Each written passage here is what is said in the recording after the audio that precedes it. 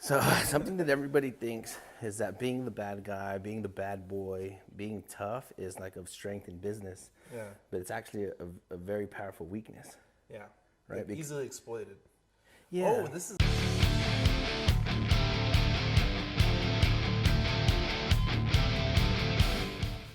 is a great conversation. We have never been here before. We have never been here before. Okay. I know exactly where you're going with this. This is why I love this conversation. Okay, so We do this like 12 hours a day. all right. So a lot of people are afraid of being scammed, and especially in real estate, everybody's really defensive. Like, oh, I'm gonna protect my $20,000 fee, and I'm not gonna collaborate. I need to send you something to sign. I need an NDA. We get NDA. We're like, anybody that sends us an NDA, We automatically ignore them. we're like, yeah, we'll be sure to check this deal out. Yeah, thank you. this girl sent me an NDA on a land deal, and I was gonna sign it. I was gonna read it, and I just never got around to it. It was like day after day after day, weeks later. I'm like, man, damn, forget it. Like, I don't want the deal. Well, did you sign the paperwork? No, but I didn't want to stop to do it. So automatically, like when people send me an NDA, I'm like, man, I don't want to read it. I don't want to go through the legal liability. I don't want to know what it's about. Like, you're just giving me a legal problem now that could get me in legal trouble. Like, just keep the whole deal, keep the NDA. Figure it out. Don't help me. don't help me, and I won't help you, because you're giving me a legal problem, and you want me to like legally analyze it in a few minutes. And I'm like, damn. Even if it's a 30-minute commitment, like, I don't want to dedicate 30 minutes to something, and then all of a sudden you send me a deal that's on the MLS plus 10%. Like, dang! That was a waste of time. It was very terrifying for you to do that to my 30 minutes. If we could any way to pay them back, I'd appreciate it. But have a nice day anyway. So it comes to the point where you if you act in abundance and you have abundance mentality, you give opportunity to people to steal from you. Mm-hmm. Because most people, when they have the opportunity to do it, they're gonna do it. Oh, we're gonna use that 350,000? Like, kinda, yeah. Like, oh dang! Now we're in court for 3 years. Like, oh man, I wish you would have just told me ahead of time that you were gonna steal the 350,000. We're gonna do more deals with you. Well. And then all of a sudden now, like, damn. Okay, keep the 350,000. I gotta go buy a $2 million ranch real quick. So it's like that was a big suicide. Like It was very confusing, to say the least. And like, this isn't the first time it's happened. We had another guy. He got like $20,000. We sent him a lead. He made money on it. Didn't send any money our way. So it's just like another thing. Like, so look, here's the most dumbest thing you ever heard in real estate. Somebody sends me a text message, and I'm like, hey, this is probably a deal. And I look at it, I'm like, damn, this is probably a deal. But I don't want to invest an hour or two into the deal, right? But it's a 100% chance of it going to be a deal. So I rolled through rolled through the Rolodex, and we sent it to a friend. I go through the Forget-A-Dex, and I send it to just the first person that comes to mind that's been contributing and helping us. Because I'm like, okay, cool, that guy probably needs $10,000. He can use the money. So I send the whole entire deal, 20,000 spread, and it's like, I hope he kicks me 10, and I hope he keeps 10. But then like he makes the whole 20 and just doesn't call no more. Like, ooh, damn. Okay, he probably needed it pretty bad. I'm still not mad. But next time I get a deal, that guy's not the first in the list. Like, I'm not calling. And not for no bad reason. I'm not mad. I'll send you another grand or two to turn off your lights or whatever. But it's like you lose the opportunity for the next up, and then I think that's where the value is, and that's what people are not paying attention to. And it's the cookies in the cookie jar. Ooh, those cookies look nice. I'm gonna stick my hand in it, and I'm gonna take the cookies. But then you realize you're never gonna get cookies again. Now they're gonna put them on top of the fridge. It's a cold, dark moment. So I think that's something that people, I think Daniel and myself, I don't know if we've gone far. I know people do way better than us, and they got more shine and clout and all this, but I think we're having fun.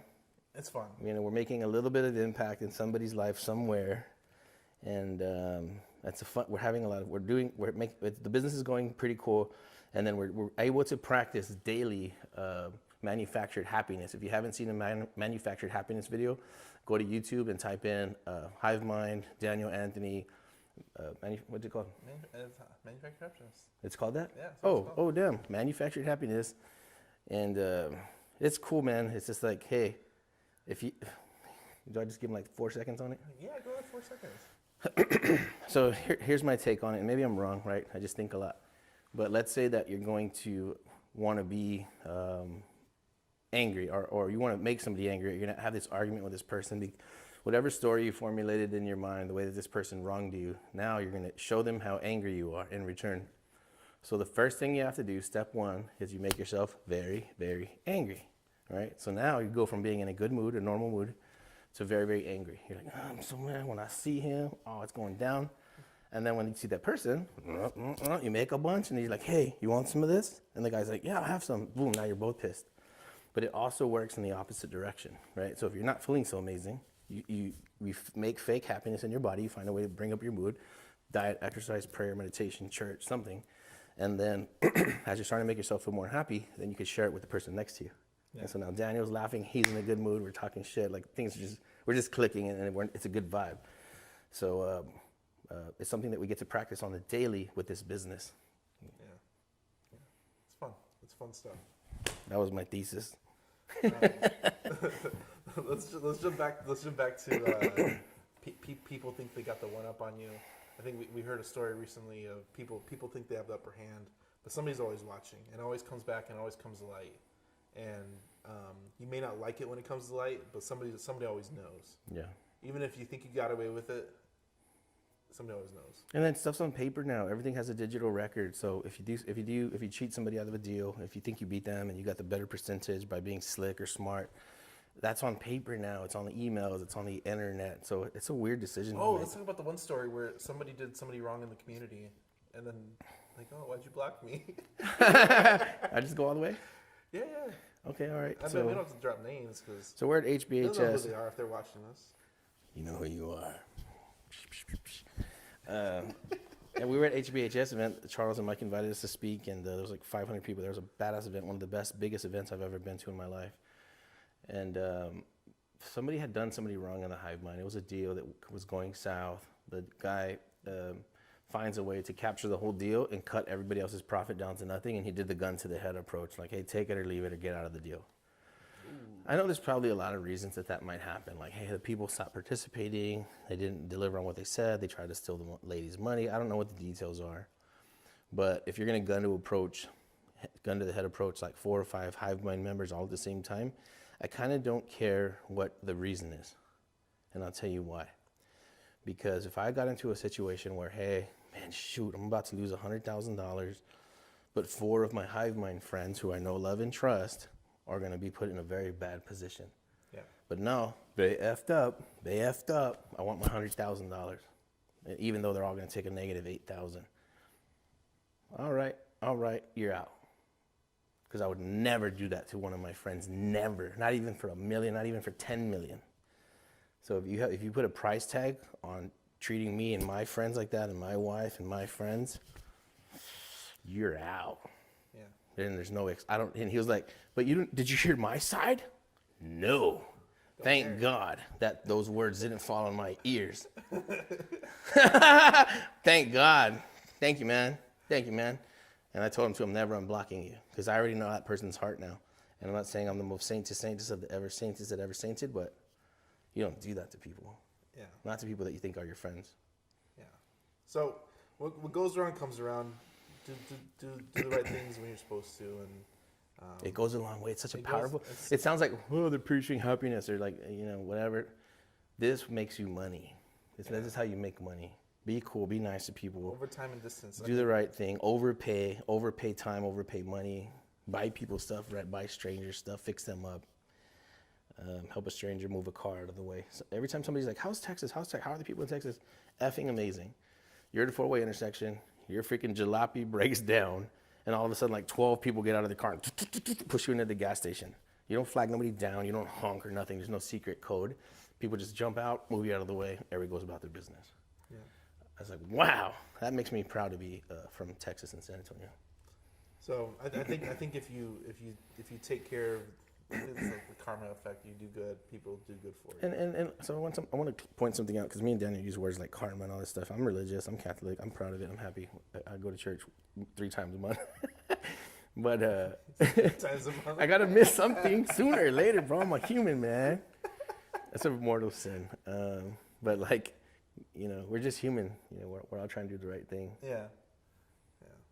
It's good stuff. I think it's funny. I don't know. But if you think $10,000 is a lot of money, take it. I mean, but I would rather that person take the $10,000, and now we're not friends no more. The 10,000 is your reward for telling me who you are. Yep. Thank you. I got a lot of important things to do this afternoon. So the money is, when people start counting pennies, we call it counting pennies. Tripping over pennies. Yeah, you know what? You can have everything. Like imagine you're playing Monopoly, and if things are going fantastic and they're going in your favor this day, right? And then everybody else on the thing like getting violently mad, like they want to hit you, like, damn, hey, I'll just keep everything and I'm out of here, right? Yeah. So if somebody's getting weird about money like that, then not that we don't need it, right? Because we need every penny we can get. We have a lot of friends and family that count on us, and we want to do some nonprofits and charities. But it's a weird way to be with what you would call your friends or your business partners. So I blocked more people last year than I probably blocked in my entire life on Facebook and their phone numbers. And I feel a lot more clear. I feel a lot more like happy. I feel a lot more calm. So sometimes you gotta. I just mute them. I want them to see what I'm doing. I just kind of like don't want to ever see them again. Like I'm not mad. I don't know if that's toxic. I don't know. I don't know what it is, but it's like if I could never see you again, that would make me feel 0.01 more fulfilled. For everybody here, what's really amazing about this business is that there's billions of people, and I just don't have to communicate with you. That's what I'm saying. Like, look, we love everybody. We help everybody. We give money to people we don't even know on the damn screen on the stage. Like, hey, this girl's like, I don't have enough money for Land Glide. I'm like, send her $10. I don't even know who she is. I don't know her first and last name. I don't know nothing. Here's $10. Get Land Glide, and then I can help you. And then like, we had a guy who's like, I think I got a deal. Run ghost ads. I don't have any money. Dude, I'll send you $15 right now. You want money? What's the question? So it's like, yeah, if people are willing to put in the work, then we're going to try to help them make it happen. Yeah. I have a realtor right now. I gave him ad spend to help me sell some property. You know what I mean? Like, it's because if not, what if we had to do that ourselves? We pay for it. We get the phone calls like, you're listing it. You talk to those people. So here's $1,000. You know, let me know when it runs out so I can fill it up again. And I would trust that guy has been with us for a long time. And he's always provided value, and he's never called me and said, hey, what am I getting? He just works and works and works. And so, like, I just feel guilty. Like, here's some leads. Here's some listings on something that I could just sell by myself. Yeah. But we take care of our people, man, and it's fun. I feel very trusting. I feel calm, like nobody's going to steal a deal from me. So it's a pretty cool headspace to be in. That was Manufacturing Happiness. We talk about how when you create happiness for yourself, you can then share it with others the same way that if you wanted to create anger for yourself, then share it with others. It's two opposite sides of the spectrum. So it's a cool video. Check it out, guys. Boom.